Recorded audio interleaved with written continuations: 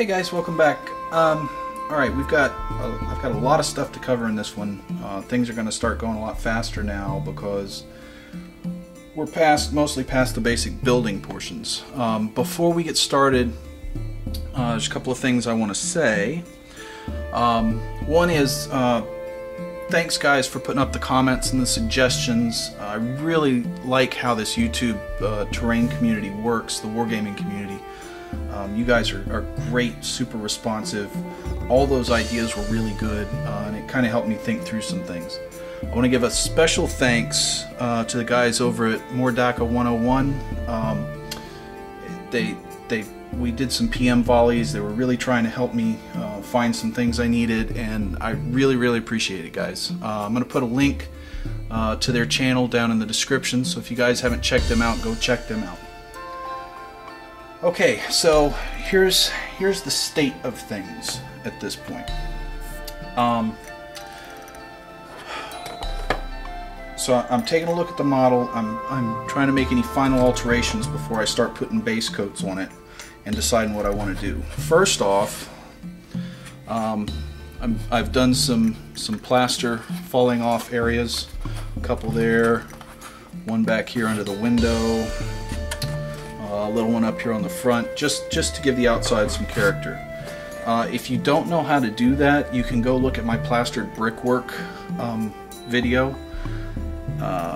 It's in my quick tip series. I explain in detail how I do all this. The only real difference here is that instead of cutting straight lines for bricks under it, I'm cutting rounded lines for rocks. And basically I just assume that this house is built out of local stone and then plastered over. So you know, this is medieval type style architecture, so I just went with the rock because I've actually seen that on some of the example architecture from Tuscan. So not real hard to do. Like I said, check out my other video if you want the details on how to do that. And I'm going to show you the painting of this anyway, because we're going to go through that. The next thing is this door. What I decided I'm going to do is just put a permanent door on here, because this is unplayable anyway. Just put a permanent door to cover this up. I'm also actually going to put a stone surround on this. So I've cut out the foam for it, and I'll show you later how we carve this out and get this looking real nice. So the only thing I really have to worry about now, and I don't know if you can see this, is the back where this is hanging up, but we'll take care of that later. I've got some ideas there, not a big deal. The one other thing I've done so far is I went ahead, get this back out of here, and just started construction on some steps in here. I've decided to do them out of foam, so I just got some 3/4 inch foam, glued it together, you know, measured it out so it'll fit in here, glued it together. I had to slice the top one down just to get it all to work out nice, and it fits right in there. Now of course this is not how the stairs are going to look. I'm going to carve this all down real nice to make stone steps out of it, but I just wanted to get it blocked out for now because I'm just using PVA glue in the middle, and it takes a really long time for that stuff to dry, a good couple of days before you want to start carving on it. If you want to do it quicker, use something like No More Nails or Liquid Nails or something like that in there. I saw in Beast of War they were using something, I think it was called Tac 7 or something like that. Anyway, if you go watch Beast of War video where they build the big gaming table, what they're using is real good. But I just use PVA. I just have to let it sit for a couple days before I start carving on it. So, and you may have noticed I put some painter tape around here.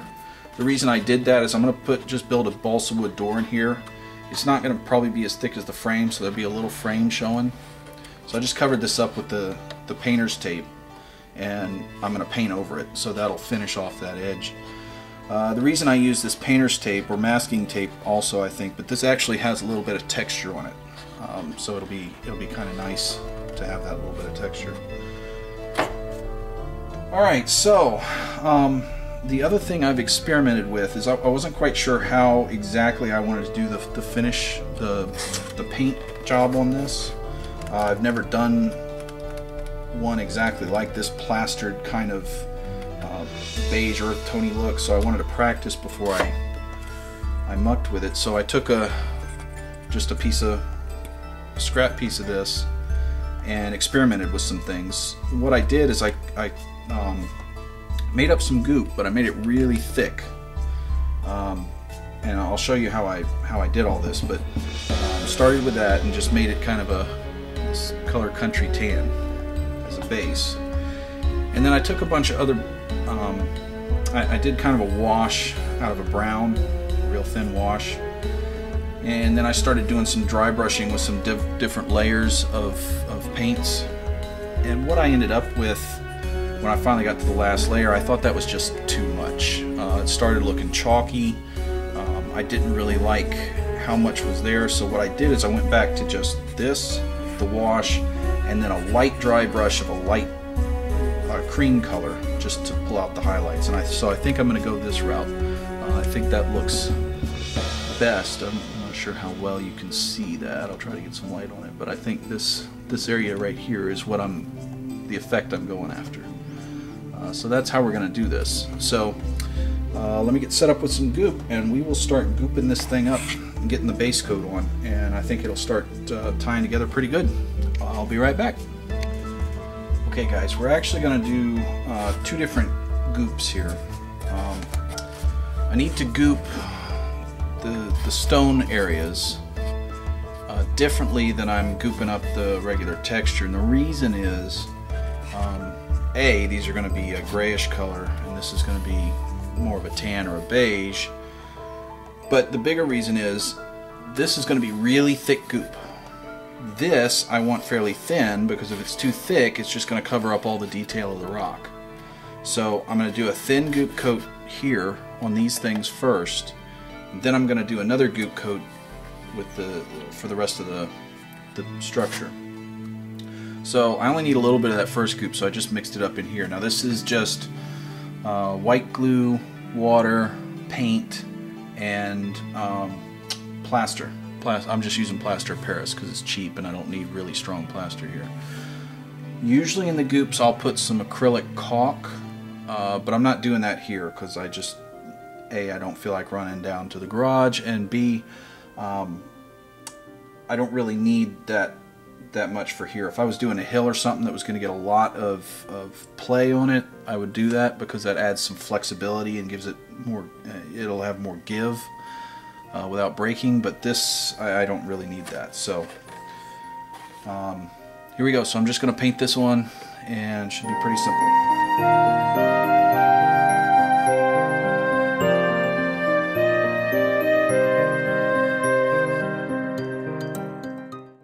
Alright, so I got all that on, fairly simple. The one thing is you want to put it on, get a lot of it on there so it'll get down in the cracks. Pretty easy, and then wipe the excess off the top so you get your detail back on the top of your rocks. So that's not too hard. One thing to look out for if you're gonna do something like this where you peel the plaster back and do the rock or the brickwork underneath, you want to be careful about doing it on corners. I did it on this corner, but if I had done it over here, I would have a problem because I've got the rabbiting, and so I would actually have this line in the middle of where I cut the plaster out, and that just wouldn't look very good. I'll have this glue line where the boards come together. So if you're going to do this stuff, be careful about where you do it and think about what you're going to have underneath. Make sure you've got a clear area of foam under where you're cutting this out. Alright, so while that's drying, I'm going to go rinse my brush off, and then I'll show you how to mix up this other layer of goop, and we'll get that on. Alright guys, so this is going to be a little bit different. I mean, it's the same basic goop recipe. The only difference is I'm going to be putting a lot more plaster in it to thicken it up. Obviously I'm going to need a lot of this, so I've got a much bigger jug to mix it in. So we're going to put a huge gob of glue in here.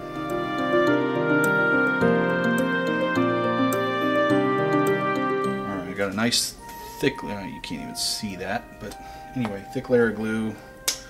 I'll put a good amount of paint in here. Let's see, let's go ahead and stir those together. It's easier to mix this stuff up before the water gets in. Because this is not really expensive paint, the pigments are pretty sparse, so it's just easier to mix this up and then put the water in. It doesn't take as long to mix the pigments back in.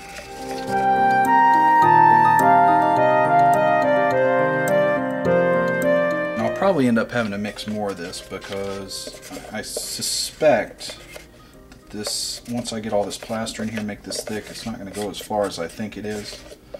That's one of the reasons I'm just using one color. I'm not trying to mix them because otherwise I'll never match the colors up. So just keep that in mind. If you're gonna mix colors, make sure you have enough in the first batch to get the whole thing done, or it'll be kind of hard to match the colors up again.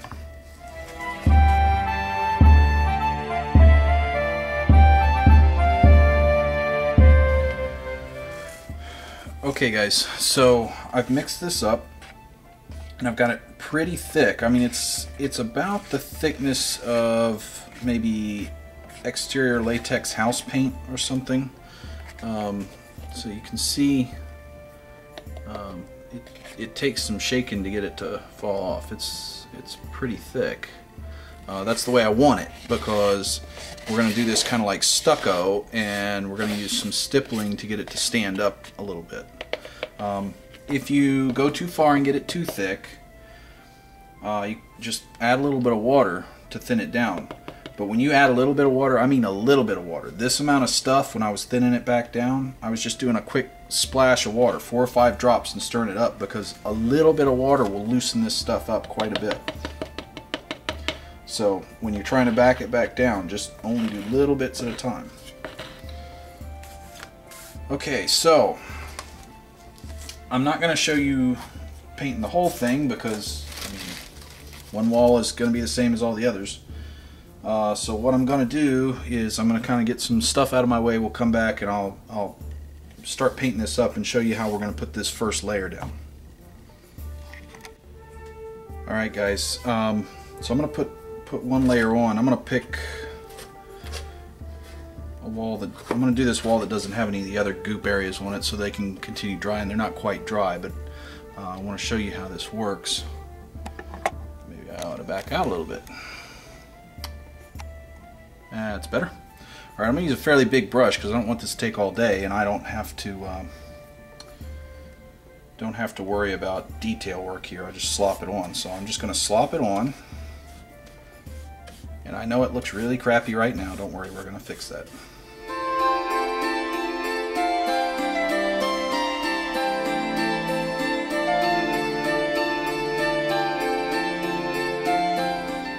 Alright, now since this stuff is so thick, it's going to dry pretty fast. So what we're going to want to do is stipple this to get rid of the brush marks and make it actually look more like plaster.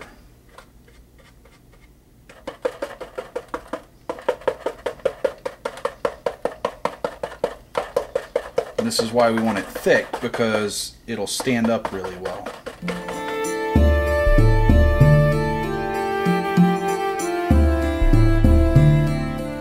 We're also going to cover over the edges of our board here, and that's going to take care of one of the issues of